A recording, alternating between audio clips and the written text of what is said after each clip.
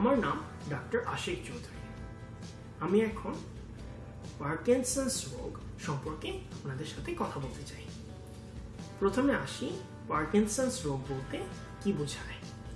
Parkinson's রোগের প্রথম বর্ণনা দেন ডক্টর জেমস পার্কিনসন্স 1817 সালে। প্রায় 1 লক্ষ ক্যানাডিয়ান এই রোগে আক্রান্ত আছে। যদিও বেশিরভাগ মানুষরা এই রোগে আক্রান্ত হয় 55 বছরের পরে, কিন্তু তরুণরাও এই রোগে আক্রান্ত হতে পারে। এই রোগ শরীরের স্নায়ু শক্তিকে নষ্ট করে ফেলে। এই রোগ মস্তিষ্কের ডোপামিন তৈরিকারী বিশেষ কোষকে ধ্বংস করে দেয়। ডোপামিন হচ্ছে এক ধরনের রাসায়নিক পদার্থ যা বিভিন্ন স্নায়ু কোষের সাথে মস্তিষ্কের যোগাযোগ সৃষ্টি করে। ডোপামিন আমাদের শরীরের চলাচলেও সাহায্য করে। ডোপামিন কমে গেলে আমরা সহজে চলতে পারি না। এই রোগে আক্রান্ত রোগী ওষুধের এবং সঠিক পরামর্শের সাহায্যে সুস্থভাবে চলতে পারে। এই রোগের সম্পূর্ণ নিরাময় নেই, তবে অনেক বছর বেঁচে থাকতে পারে। এখন আমরা বলবো কেমন করে পার্কিনসন্স ডিজিজকে ডায়াগনোসিস করা হয়ে থাকে। এই রোগ শনাক্ত করার জন্য ডক্টর রোগীর ইতিহাস নেন এবং শারীরিক পরীক্ষা করে থাকেন। দুঃখজনক হলেও অন্যান্য রোগের মতো এই রোগকে শনাক্ত করার জন্য কোনো প্যাথোলজিক্যাল পরীক্ষা হয় না।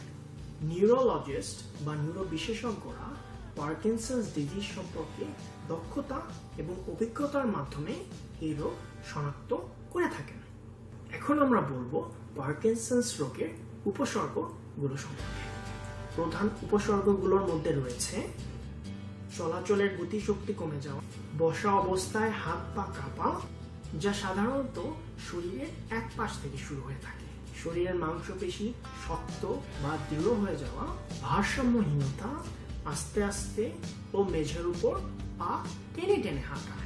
পার্কিনসন্স রোগের আরো কিছু সমস্যাজনিত উপসর্গ আছে। রোগ যখন অবনতি হয়ে যায় তখনই এই উপসর্গগুলো দেখতে পাওয়া যায়। এই উপসর্গগুলোর মধ্যে রয়েছে মুখে নমনীয়তা কমে যাওয়া, মুখে অতিরিক্ত থুতু জমা হওয়া, শরীরের ডানে বামে নড়াচড়ার সমস্যা, জোড়ায় জোড়ায় নড়াচড়া কমে যাওয়া, চলতে গেলে পড়ে যাওয়া, শরীরের গঠন অস্বাভাবিক হয়ে যাওয়া, দুর্বল লাগা, হাতে লেখা ছোট ছোট হয়ে যাওয়া, পায়খানা শক্ত হয়ে যাওয়া, ঘুমের অসুবিধা হওয়া, আস্তে আস্তে কথা বলা, গিলতে অসুবিধা হওয়া, স্মরণ শক্তি এবং কথা বলার শক্তি হ্রাস পাওয়া, মানসিক চাপ, দুশ্চিন্তা, যৌনশক্তি কমে যাওয়া, চামড়া খসখসে হয়ে যাওয়া ও ঝিমা। এখন আমরা বলবো পার্কিনসন্স রোগের চিকিৎসা পদ্ধতি সম্পর্কে। ওষুধ এবং পুনর্বাসন হচ্ছে এই রোগের প্রাথমিক চিকিৎসা। রোগ যত গাঢ় হবে ওষুধের পরিমাণ ঠিক একই অনুপাতে বৃদ্ধি পাবে। অবশ্য ওষুধের কিছু পার্শ্ব প্রতিক্রিয়াও আছে। এখন আমরা পার্কিনসন্স ডিজিজের ব্যবহৃত ওষুধের নামগুলো বলব। প্রথমে আসি অ্যামান্থেডিন, এরপর anticholinergic drugs, mono amino oxidase B inhibitors, dopamine agonists এবং লেভোডোপা অ্যান্ড কার্বিডোপা কম্বিনেশন। পুনর্বাসন চিকিৎসা হচ্ছে ফিজিওথেরাপি, যাহা চলাফেরা, উঠা বসা, ভারসাম্যহীনতা ও গিলতে সাহায্য করে থাকে। অকুপেশনাল থেরাপি দৈনন্দিন কাজগুলো করতে সহায়তা করবে। রীতিমতো ব্যায়াম করেও অনেক উপকার পাওয়া যায়। কোনো কোনো রোগীর ক্ষেত্রে সার্জারির প্রয়োজন হতে পারে। এখন প্রশ্ন হচ্ছে, আপনি আপনার নিজের চিকিৎসার জন্য কি করতে পারেন? প্রথমত আপনাকে নিশ্চিত হতে হবে যে আপনি আপনার রোগের ব্যাপারে ভালোভাবে জানেন।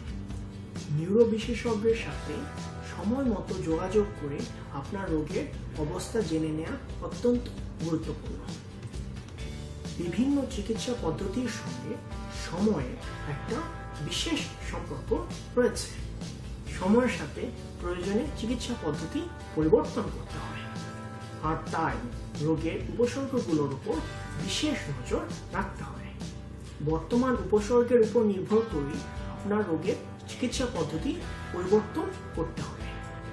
পার্কিনসন্স ডিজিজের আক্রমণ বিভিন্ন রোগীর ক্ষেত্রে কিছুটা ভিন্ন ধরনের হয়। ব্যায়াম ও স্বাস্থ্যসম্মত খাবার খুবই দরকার। হাঁটা এক প্রকার সহজ ব্যায়াম যা প্রত্যেক দিন করা যেতে পারে। একজন ফিজিওথেরাপিস্ট আপনাকে সাহায্য করতে পারেন কোন ব্যায়াম আপনার জন্য প্রযোজ্য সে সম্পর্কে। আঁশযুক্ত খাবার এবং পরিমিত পানি এবং খাবার আপনাকে শক্ত পায়খানা থেকে নিরাময় দিবে। একটা সাহায্যকারী গ্রুপের অত্যন্ত দরকার। এই সাহায্যকারী গ্রুপ সময় মতো আপনার সাথে যোগাযোগ করবে। পার্কিনসন্স ডিজিজের উপদেশ দেওয়ার জন্য বিশেষজ্ঞকে আমন্ত্রণ করবে এবং আপনাকে ব্যায়াম করার জন্য প্রয়োজনীয় সাহায্য করবে। এখন প্রশ্ন হচ্ছে, আরো কি কোনো অতিরিক্ত সাহায্যকারী উপদেশ আছে? যদিও পার্কিনসন্স রোগীরা সময়ের সাথে কার্যক্ষমতা হারিয়ে ফেলে, তবুও আপনি ইচ্ছা করলে আপনার সাধ্যমতো কাজ করতে পারেন। এই রোগ বার্ধক্যের সঙ্গে জড়িত নয়। এই রোগ একটা বিশেষ ডাক্তারি অবস্থা, যার জন্য প্রয়োজন একজন স্নায়ু বিশেষজ্ঞ বা নিউরোলজিস্ট। পার্কিনসন্স ডিজিজের চিকিৎসা আছে। আপনি উপকৃত হতে পারেন এবং নিয়মিত ডক্টরের ওষুধ খেয়ে সুস্থও থাকতে পারেন। মানসিক চাপ পার্কিনসন্স ডিজিজের একটি উপসর্গ। মানসিক চাপের ব্যাপারে ডক্টরের সাথে আলোচনা করতে পারেন। ওরাল পার্কিনসন প্রোগ্রামে আমরা পার্কিনসন্স ডিজিজের রোগীকে তাদের রোগ মুক্তিতে সাহায্য করে থাকি।